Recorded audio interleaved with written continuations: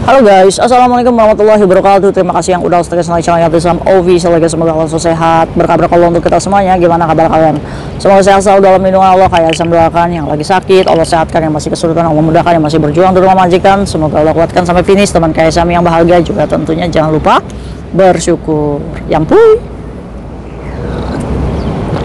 Oke guys, hari ini kita belajar tentang menghadapi nenek-nenek yang memiliki otak yang segleg ya. Kadang suka mukul-mukulin kita, kadang suka nuduh kita mencuri ya kan, padahal jelas itu di luar kesadarannya. Tapi kita ini sebagai pekerja migran kadang baper, setiap hari dituduh-tuduh gitu kan, emosi ya cuy, sebagai manusia ya kan. Oke, kita belajar juga.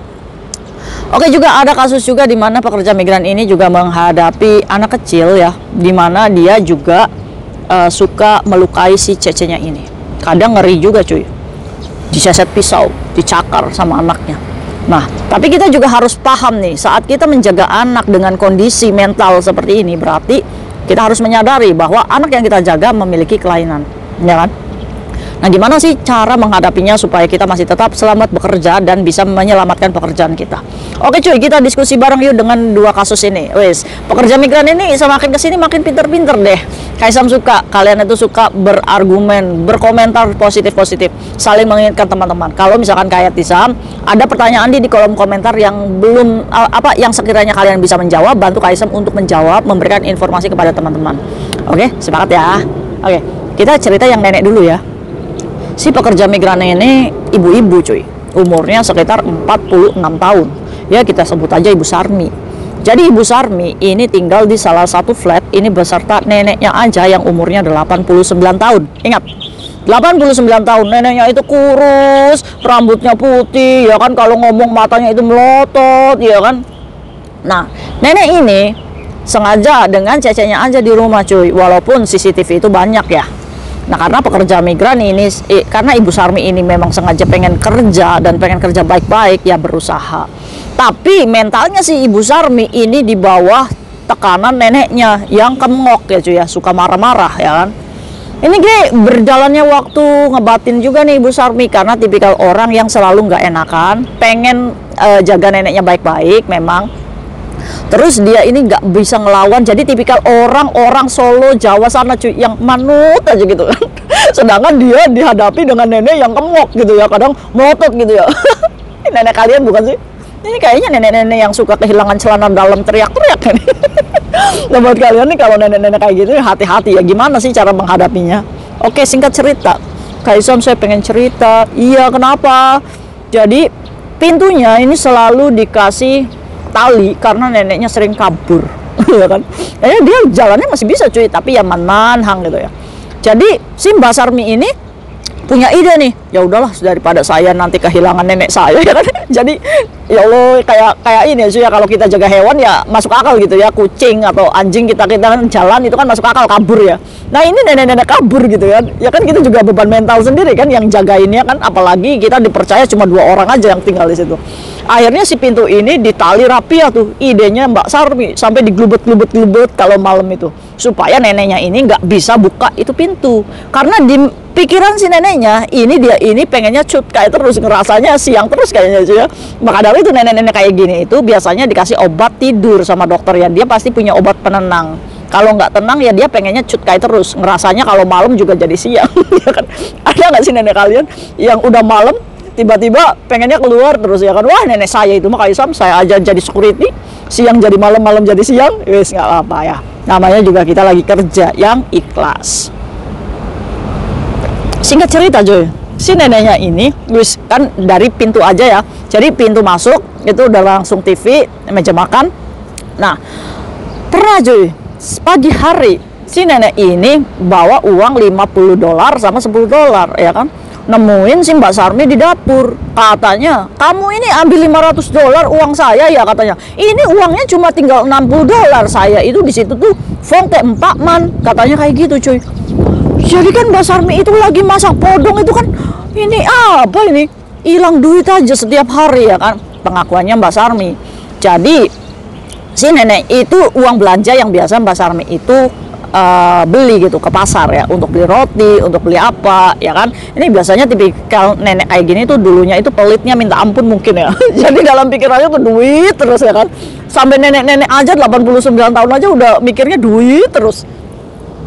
Nah buat kalian yang pelit-pelit, hati-hati nih, jangan sampai tuanya kalian kayak gini.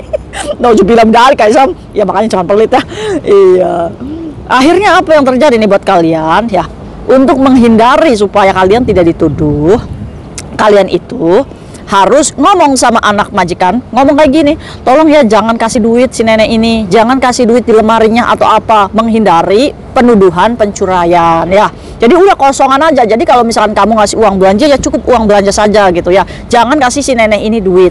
Oke, jadi dari situ kita mengantisipasi supaya tidak dituduh. Oke, terus kita juga harus teliti nih, apa sih emas-emas yang nenek kita pakai. Termasuknya Mbak Sarmi ini pintar. Saat dia itu, neneknya itu kan pakai cincin, dia ini dibawa anaknya ke rumah sakit. Setelah balik lagi, si Mbak Sarmi ini langsung kalau misalkan nggak ada cincinnya nih, langsung difoto dan dikonfirmasi ke anaknya, kok nenek nggak ada cincinnya ya, kemana ya. Jadi sudah di komplain sedari awal. Terus anaknya ngomong, oh iya itu tadi di rumah sakit Daisang yang lepas, katanya nggak boleh pakai cincin, katanya kayak gitu kan. Itu aman lagi, menghindari pencurian. Apapun itu, kalung, anting, apapun yang punya nenek yang nempel di badannya atau yang ada di kamarnya, foto-foto aja ya, biar supaya kita jangan dituduh. Oke, yang dilakukan Mbak Sarmi ini sebenarnya sudah good, cuma lagi-lagi mentalnya ini suka nggak enakan. Nah, singkat cerita, ini masalah tuduhan duit aja, untungnya nggak ada uang tuh di rumahnya. Nah, buat kalian hati-hati tuh, biasanya nenek-nenek seperti itu memang kadang suka ngerasanya punya duit aja ya kan. Lagi-lagi cuy, maklum, nenek-nenek itu sudah kembali lagi ke anak kecil ya, jadi jangan diladenin. Oke. Nah, hari ini kemarin tuh pas mau libur, kayak itu nenek saya itu mau pergi ke Cina. Oke, terus nenek saya mukulin saya pakai payung kayak Isam, sakit badan saya kayak Isam. Terus akhirnya sekarang saya lagi ngumpet kayak Isam di dapur, saya takut banget kayak Isam. Itu gimana? Saat saya keluar dari dapur, sudah dia nyerbu lagi kayak Isam, saya langsung pukul. Ini kayak gini cuy. Nenek kalian bukan ini. Dipukul-pukul ya, saya sakit kayak Isam, udah badan saya itu kecil. Kenapa kamu itu coba beraniin dulu, kan dia udah waktunya makan siang dulu sebelum dijemput anaknya sore ya cuy ya. Jadi neneknya ini udah tipikal orang yang suka jalan-jalan ya, jadi dia ini sudah rapi sedari pagi ya, tapi dia ini benci ngelihat Mbak Sarmi itu, jadi dipukul-pukul itu pakai payung ya. Akhirnya ada di dapur, sampai di makan siangnya Mbak Sarmi ini ketakutan. Ya udah kayak Sam saranin untuk telepon majikanmu, minta perlindungan, atau telepon agensimu. Sudah tidak ada yang direspon. Jadi apa yang dilakukan? Yang dilakukan adalah poking, manggil polisi ya kan, karena kondisi pintunya ini yang sudah ditali rapi ya, ini ditarik-tarik cuy, sampai pada akhirnya rusak itu pintu. Nggak mau disalahkan, jadi Mbak Sarmi ini telepon 999. Akhirnya apa? Datang polisi.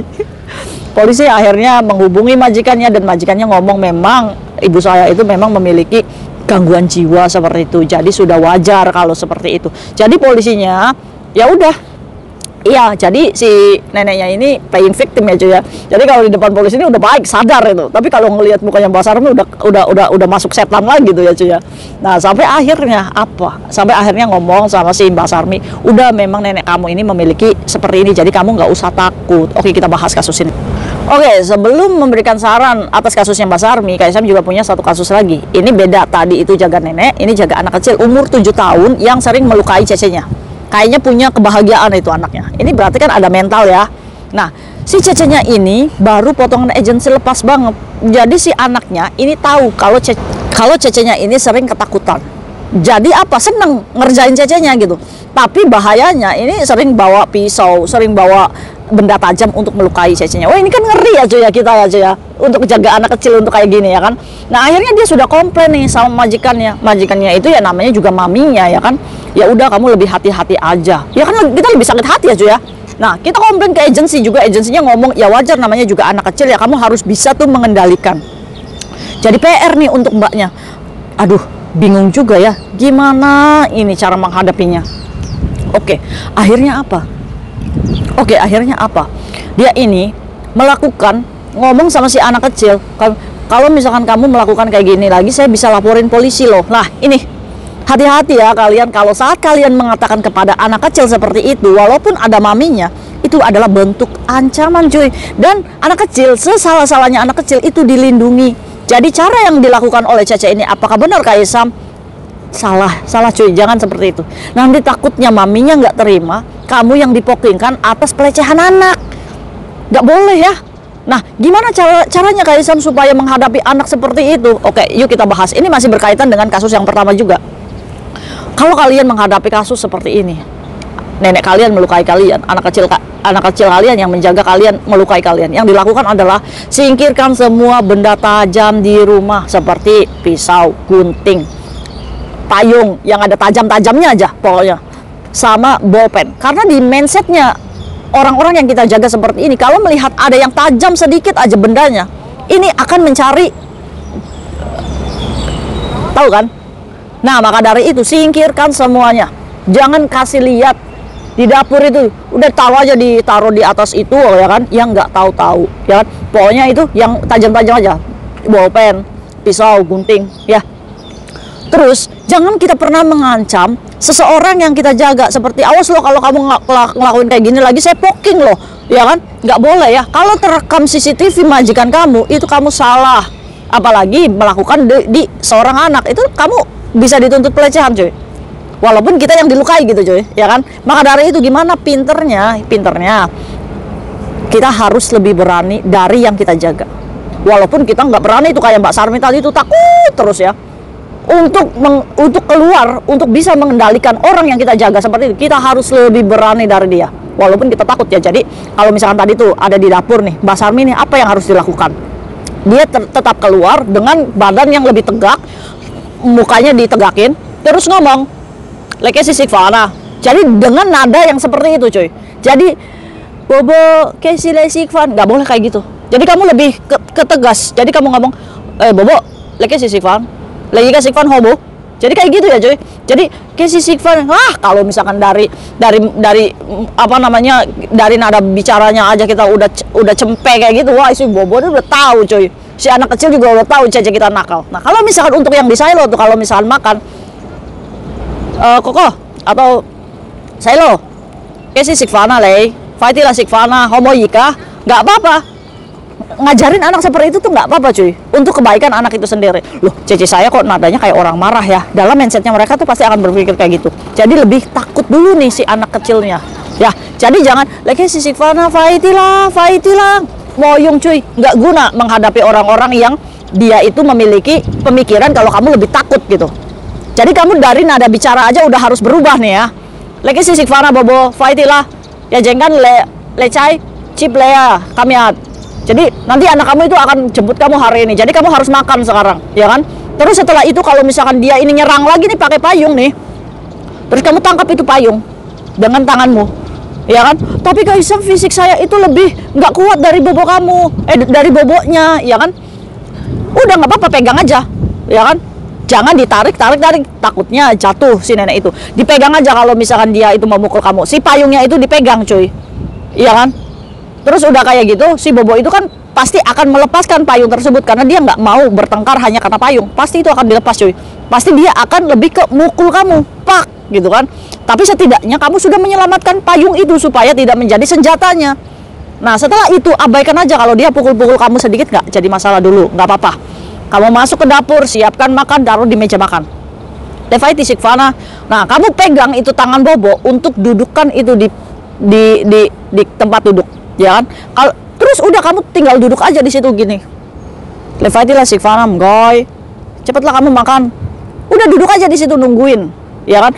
Nanti juga dia pasti akan mau makan. Atau kalau enggak, dia nggak mau makan, mau mandai. Yang penting kerjaan kamu sudah dilakukan, ada makanan di situ. Jadi kamu tidak disalahkan oleh majikan kamu kalau kamu tidak memberi makan bobo tepat waktu. Oke? Nanti kalau misalkan setiap hari mental kamu itu diperbaiki seperti itu, otaknya nenek kamu yang dikiranya kamu itu takut, ini akan berubah pelan-pelan cuy. Jadi kamu nanti berubah menjadi pawangnya. Dan pekerjaan 2 orang itu tuh udah bagus untuk kamu lebih nyaman kerja ya. Jadi kamu harus berani keluar dari zona nyamanmu. Nah untuk yang masalah anak pun, lama kelamaan si anak ini pasti akan tahu, oke, Cece saya ini udah lebih kuat nih, saya takut nih. Dia pasti akan takut sendiri dengan menyisikan barang-barang yang membuat kamu itu merasa takut. Jadi keluar dari zona itu sendiri. Oke. Nah, kalau misalkan tibanya nih sudah ada luka, set, ya kan? Atau yang dilakukan bahwa juga udah melukai kamu nih. Nah, kamu foto dan videokan, jangan marahin anaknya, jangan marahin bobonya. Tapi kamu komplain sama majikan yang tanda tangan kamu. Saya nggak bisa nih kerja gini terus. Bisa nggak kamu kasih tahu anakmu, ya kan? Tapi kalau misalkan maminya itu udah ngasih tahu dan tetap aja, berarti kamu harus tabayun sama majikan. Bisa nggak kamu finishkan saya? Saya nggak bisa kerja kayak gini. Saya juga takut, ya kan? Karena kalau misalkan kamu nggak bisa finishkan saya, kamu ngomong sama majikannya aja ya, jangan sama anaknya, sama bebonya. Kalau kamu nggak bisa finishkan saya akan membuat laporan nih ke imigrasi untuk bisa mencari majikan baru. Karena ini udah bahaya banget nih untuk sayanya. Jadi kamu harus berani walaupun status kalian adalah cece. Jadi lebih ke mentalnya kamu harus lebih berani dari orang yang kalian jaga. Intinya seperti itu, oke? Dulu kayak Tisam jaga anak kecil ya cuy ya. Anak kecil itu memang cuy, caper sama kita itu. Nah, untuk mengantisipasinya apa? Capernya mereka ini biasanya akan males-malesan dan membuat kita itu marah, emosi. Itu bahagia anak kecil tuh cuy kalau membuat kita marah dan emosi. Yang dilakukan kayak Tisam apa? Pada waktu itu kayak Tisam nyuruh anak kayak Tisam itu untuk tidur. Nggak tidur-tidur, ya kan? Akhirnya apa? Akhirnya malam hari posisinya dan kayak Tisam gelapin semua itu rumah itu. Akhirnya apa? Akhirnya si anak kecil ini menjadi ketakutan, ya kan? Sehingga apa? Sehingga mendekati kayak Tisam gitu. Jadi yang tadinya kita mau gendong dia untuk ke kamar nggak mau, yang kayak Tisam lakukan adalah matiin semua lampunya ini biar gelap, ya kan? Jadi anak yang kayak Tisam jaga ini ketakutan coy. Akhirnya deketin kayak Tisam. Akhirnya kayak Tisam bisa menghandle itu anak, bisa digendong dan bisa ditaruh di kamar, ya kan? Jadi kita harus tahu kekurangan atau kelemahan anak kita. Saat ditaruh di kamar ya udah. Iya kan, anak kecil kalau udah waktunya tidur, walaupun dia nggak mau tidur, ya pasti tidur itu. Ya, jadi lebih pintar lagi ya. Moga teman-teman Kaisam yang menghadapi nenek yang masih belum bisa jadi pawangnya, berani nih mulai sekarang. Oh iya, kata Kaisam itu harus berani. Iya. Jadi kayak gitu ya cuy ya. Sebenarnya mereka yang ingin melukai kita, pada dasarnya mereka itu lebih lemah dari kita. Dari itu kita harus lebih kuat dari mereka. Oke, sepakat ya. Ayo belajar untuk sampai finish ya cuy ya. Bismillahirrahmanirrahim. Semoga kalian kuat dan keren. Ingat, kita bekerja tetap harus hati-hati. Di sini ada hukum Hongkong, apalagi yang menjaga anak kecil. Sekalinya kalian di CCTV terbukti mengancam atau memarahi, kalau majikan kalian nggak terima, kalian bisa dilaporkan. Untuk itu lebih pintar ya. See you next video. Bye. Assalamualaikum warahmatullahi wabarakatuh. Ya, bye.